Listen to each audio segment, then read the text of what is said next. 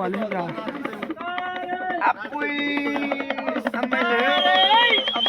अहिले मोरा टाउको नहल्लाउने नाचनाट है हजुर अहिले मोरा पुच्छर नहल्लाउने देऊ मोरा साप बिस्तारै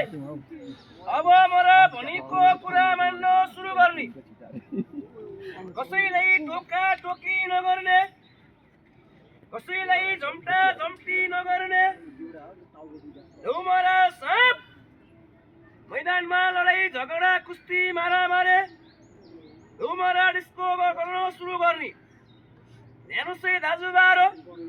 तपाईँहरूले धेरै किसिमको साँपहरू देख्नुभयो हेर्नुहोस् है दाजुभाइहरू यो एउटा नौलो साँप